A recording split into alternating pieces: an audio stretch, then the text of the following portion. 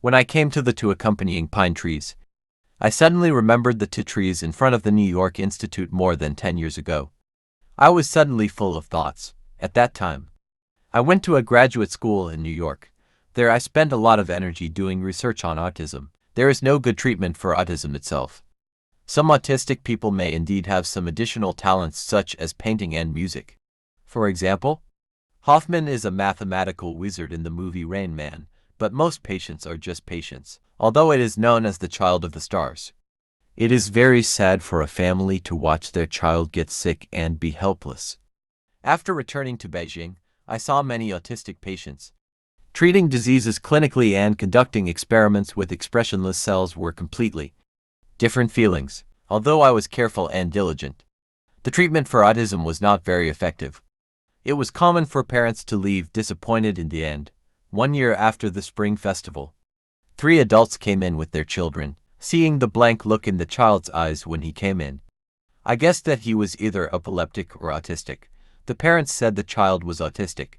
Their family had traveled all over the country several times, and they wanted to try Chinese medicine one last time. The child looked 6 or 7 years old, and I asked them if the traditional Chinese medicine was very bitter, and if the little one could accept it. The child's father said easily, "Doctor, just prescribe the medicine. Our child has taken all kinds of bitter medicines, no problem." When I heard what he said, tears flowed down. That child must have suffered so much. Children had difficulty seeing a doctor due to poor communication skills. Children with autism were even more like this. Not only did they not communicate, but they didn't look at all. Judging from the parent's description, apart from the child's lack of willingness to communicate, the main problem was that he was poor at eating, but nothing else. So the family initially thought it was due to poor appetite and developmental delay. The child's face was sallow and dull. When diagnosing the pulse, I felt that his wrist was cold. So I touched the palm of his hand and found that his palm was also cold, although it was still relatively cold in Beijing. At the beginning of spring, the indoor temperature was not low. The tongue was pale in color, slightly fat, and the tongue coating was white and greasy.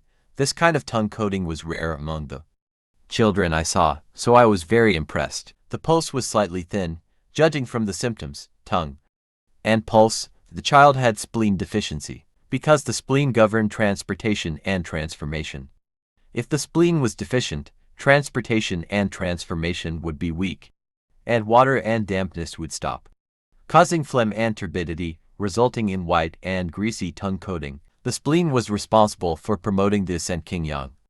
If the spleen was deficient, the yin-yang would not rise, and the brain would lose its support. At the same time, phlegm and turbidity in the body would flow along with the qi flow, blinding the brain, and causing the child to have no intention of communicating, because the spleen controlled the muscles and limbs.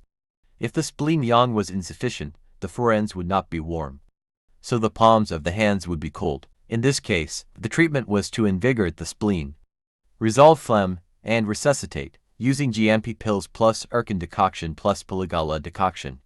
During the follow-up visit 1 month later, the child's face was slightly ruddy, but other symptoms had not improved much. In particular, his tongue coating was white and greasy, without any change.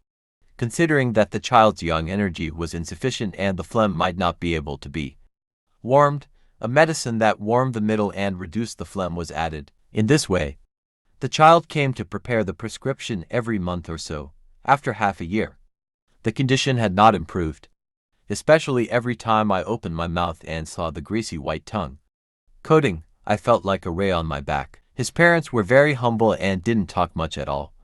But the humbler they were, the more uncomfortable I felt, because I felt like I hadn't been able to help them. I went to Honglua Temple with my friends in June. The winding mountain road made me feel a little motion sick. Finally, we arrived at the temple. Since it was a working day, there were not many people, although it was hot in June.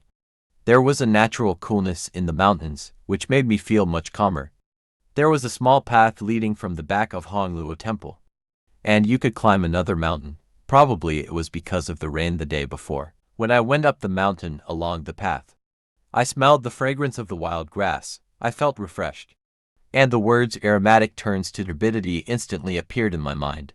Yes, I used many methods to treat the autistic child, but the results were not good. The most conspicuous thing about him every time was the greasy white tongue coating, indicating that the phlegm had not resolved. If aromatic medicine was added to the prescription, on the one hand, it could awaken the spleen and resolve dampness, removing the source of phlegm. And on the other hand, it could dredge the qi mechanism, allowing the existing phlegm to follow the flow of qi and have a way out. In addition, the fragrant medicine itself also had the effect of opening the mind and refreshing the mind, which really killed 3 birds with 1 stone. I only blamed myself for not being good at studying. I didn't think of this very simple truth before. After thinking about it like this, I was somewhat looking forward to the child's follow-up visit next month. I was even worried about what if the results were not good in the past few months, and the child did not come. When the 4 people appeared in front of me again, I breathed a sigh of relief. The tongue coating was still white and greasy, so I added huaxiong, pilan, and perilla leaves to the recipe. After the child left, I started counting the days, hoping to come soon next month. But I was a little worried about what to do if it didn't work again. When he went back for a follow-up visit 1 month later, his greasy tongue was basically back to normal as expected. His face also became much rosier, and the other symptoms did not change much. Now that I had found the right method, I adjusted the prescription a little and continued to look forward to next month. More than half a month later, the children came again. When they came in, I knew something was wrong. In the past, the child never looked at me. Even when I looked at him, his eyes wandered away. Now he actually looked at me when I looked at him. The joy of the parents could be read on their faces. They said that their children could look at them for a while at home. Okay, kept up the good work. More than 3 months had passed, and it was almost the end of the year. The child could have more communication with his family, and the prescription had basically stabilized. So I asked them to make it into pills, so that it would be more convenient for him to take it, and he could adjust it in 3 months. Soon, it was the spring festival. Almost a year had passed since they first came to see a doctor. Before the spring festival, his father made a special trip and brought a lot of sesame candy they made to express his gratitude. Nice and sweet.